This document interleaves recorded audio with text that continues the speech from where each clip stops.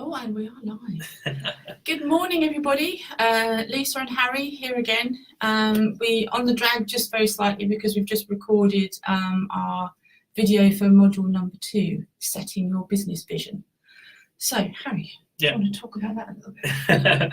So, firstly, to reiterate, remember we are doing 10 minutes at 10 every day, and these are open for everyone. Yeah. As mentioned, yesterday's one we covered the personal vision, but today we're going to be covering the business vision. Now, these are ever so slightly different, similar concepts to the actual workflow and the process. They're just ever so slightly different. Now, also, if you're a BBB club member, I will at this point ask you if you've completed yesterday's homework. Well, yesterday's work, but it's not a very long task, but it's really useful. It's homework. We want everybody to do homework. Yes. It's not particularly time consuming, but it is just really helpful for establishing your personal vision. Because we'll need that before we can establish our business vision, which, as we've mentioned, just ever so slightly different. So, what we need to discuss in today's little module is basically your vision, your business vision. We need to discover your why. The only thing I will point out here is to remember that similar process to personal, but ever so slightly different. I will keep reiterating that because they are just ever so slightly different. We need to determine what your why is. We need to look at what success looks and feels like for your business. And unbelievably, I find it so much more difficult when you're trying to apply it to a business than a personal goal. It is. Everyone has their own personal goals, nice and easy. Second, you get to a business, it's a little bit more tricky. Well, it depends on how you do it, doesn't it? Helena is the master at this. Hello, Helena. Miss you. If you want to have a clear idea of what your vision board is, or what your vision is, create a mood board or a vision board. So we did this yesterday for our personal goals, and you can do the same again for your business goals. So I did one yesterday, just 4 or 5 pictures on what my vision board is for my business. So I want to be paperless, I want to be Google-esque, I want to be able to travel and take my laptop with me and sit on mountains and work remotely, which probably won't work with the internet connection. But I want to have super happy teams of people working for us, and I want to slide from floor to floor. Slide from floor to floor like Google. Well, I quite like the idea of just sliding into your meeting and going, "Hey, here I am." I'm not sure how professional that would look with a new client. But it depends how you land, doesn't it? Yeah. Well, I suppose so. Flat on my face. But it's all about trying to set that vision and set that picture of the image of what you're trying to achieve. And it focuses you on reticular activating systems. Yes, okay. Perhaps you can explain that a bit more clearly later. Yes, but if you can see it, then your mind focuses on it a little bit more. So we're also going to look at creating a vision statement for your business, and it doesn't have to be complicated or difficult. So we found a number of one-line vision statements that encapsulate what the business is about. And my favourite one of the ones that we found is TED. TED's vision statement is 2 words: to spread ideas. Isn't that just brilliant, eh? So, but it encapsulates everything that TED is all about. It's absolutely brilliant. So, a nugget of learning for today. What is a vision? A vision is simply a vivid mental picture of the future. Your vision will give you a clear focus of your future. It's a general idea, but the pathway to achieving it is unknown. It can be infinite. So my vision for my business is to create a Google-esque digital accounting practice. With digital, definitely, but not terribly Google-esque, apart from the bright red colour on the walls in the office. We've got the colour scheme, we just need to apply it. We've got the slide. No. And we've got the dog. So we've got office dog, so everybody's relaxed and chilled out until he starts chewing his ears because he's got food in them. So it's a spaniel problem. So your vision helps to create your goals.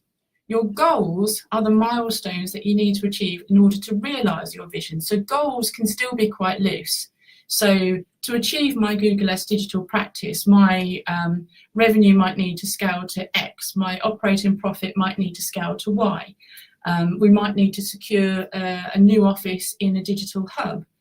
We might want to be 100% paperless. We might want to be 100% digital, but then that misses the fun of clients just dropping in and going out for dinner with them. So there's lots of things that lots of goals I can set to try and achieve my vision, but neither of those are plans. It's still a little bit woolly, a little bit fluffy, very vague. And whilst it's vague, it won't be delivered. So then you take your vision, you take your goals, and then you start identifying your objectives. So your objectives are specific actions to achieve a goal. So objectives have a clear, measurable target. They're SMART. So an example for me might be X new VIP clients by December XX. So it becomes more time bound, it becomes more specific, but it's still not really a plan. Underneath that objective, there are a whole number of actions that we need to achieve to actually try and deliver that objective. So a vision is not a plan, goals are not objectives, and we're not looking at those in today's BBB Club module. We're just looking at setting your business vision. We'll look at goals and objectives or objectives and plans a bit later on in the week. Yeah, I sort of see them almost like a book, because the vision I see as being the end of the book, the result you want to achieve. Yeah, very goals, much so. The middle, so how you get there, but you can't get anywhere without the start. So that's how I visualise an objective. So it kind of tells a story, doesn't it? Yeah, when you've achieved the plan, it kind of tells a story. Exactly. Amanda's saying she finds that struggling with day-to-day work makes it hard to think of the future plans and visions. And you're absolutely right. And one of the challenges is that when you've got a really busy business like yours is, you're constantly in the day-to-day rush of got to do this, got to do that, got to do the other, got to do the other. And it becomes totally overwhelming. You've got a one-track mind to achieve all your day-to-day stuff. You've got stuff coming in on the phone, you've got stuff coming in on email, you've got stuff coming in from people walking into the office or drivers walking in your case.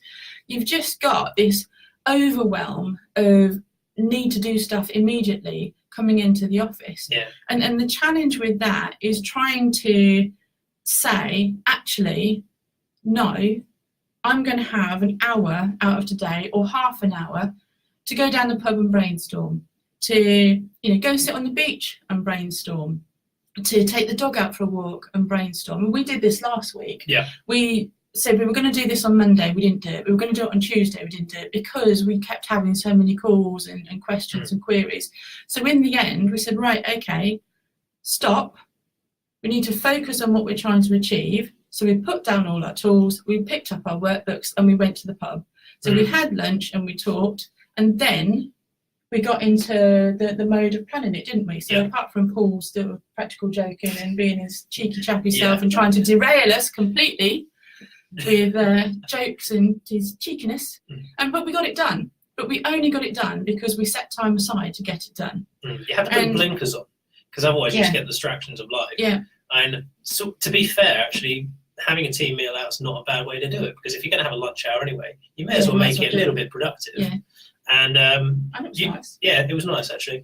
But good weather, outdoor garden, can't complain. A bit cold. A little bit in the shade. But the whole concept is blinkers on, focus on it, and find that time where you're not distracted by anything. And actually, to be fair, I'm not saying sacrifice your lunch hour necessarily, but pick a time where you're less likely to be disrupted. Lunch hour is good, because half the people won't be around you. They'll be having their own lunch. First thing in the morning, another good time. Evenings, also a good time. I'm not saying like fill up your entire day with work, but choose your times, makes it easier. Yeah, but it depends on what suits you. So I am a natural early riser. So I wake up quite early, I get up quite early. So I've had days where I've woken up at 5 and I've still been in bed at 8 o'clock reading through the Facebook stuff, and it's just ridiculous how you can get lost and absorbed in it. But actually, if I woke up at 5, like I did today, I woke up at 5, I had half an hour to just wake up and be awake, scroll on Facebook, look at my urgent messages, which is the last thing you ought to be doing first thing in the morning. I got up, I created the module for this, or the workbook for this pack, and then I went swimming. I still had time to go swimming. So it was a bit of a rush when I came back to dry my hair and get school ready, and Casey was off to school because it's exam day today. But I did it. And I only did it because I had a clear vision last night when I went to bed. I'm going to get up, I'm going to do this, and I'm going to do that. So I had a plan and I executed it. So one of the things that Portia is saying is she has a big vision, but she struggles to do it. Absolutely. We've been planning this for 3 years, and we went on a course where we met Helena to talk about courses and to work on it. In fact, Helena was our coach to help us put our original Bloody Brilliant Business Bookkeeping course together. And we executed that and we got it out there and it's all online, and then we did nothing with it because we got so busy with new clients.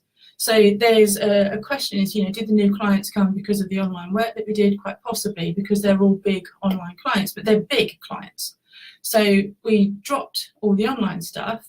We focused for about 6-8 months, didn't we, to get the new clients on board, and then more new clients came on board, and then more new clients came on board. So that afforded us the time to let go some of the smaller clients, the no-paying clients, the ones that, everybody's got the difficult clients where no matter what you do, it's not cheap enough and it's not good enough, and they want, and they take your time, they steal your time, to the point that with one particular client, you'd stop. You could see the number coming up and you'd stop. So this client was a great payer. It was a high value client, but at the point that we stopped answering the phone or hesitated, stopped wanting to answer the phone, we hesitated to answer the phone. We said, enough's enough. We've got to work this client out and find them a new accountant, which we did, which suddenly freed up an enormous amount of time because we were just spending so many hours each week trying to do this, trying to do that, trying to overly please somebody who, quite frankly, I don't think has ever been pleased with any aspect of her life or her business. So, we went overboard and we allowed her to distract from what we were trying to achieve. So then we took our vision and we said, right, okay, if we want to achieve this vision, we need to have goals. We need to have goals which clearly define where we want to be. And then we decided we needed objectives. So we set time frames. We want to achieve a launch by this date, a founder launch by that date, to get this course ready for going live by this Monday. And of course, there's been other complications along the way, and tech goes wrong, and clients want more reports and all that kind of stuff. But we did it. And we only did it because we didn't falter from our plan. So you have to take your big vision and break it down into all the actionable bite-sized chunks. Otherwise, it just stays a vision in your head and it never gets delivered. Yeah. But we'll also be covering the strategies of how to do this as well. So it's not just a case of up in arms, sort of sink or swim sort of thing. We'll be showing you the strategies we use to apply all of these to achieve your vision in the end. So, yeah. Hope you enjoy it. Yes. So that'll be for tomorrow. So if you're in the BBB club, give us 10 minutes to upload this video that we've just recorded for you, and we'll finish the workbook, upload that. So it's done, I just haven't exported it yet. And so give us 10-15 minutes. We'll upload all of your materials for lesson 2, and then we'll see you all again tomorrow. Speak to you soon. Bye. Bye.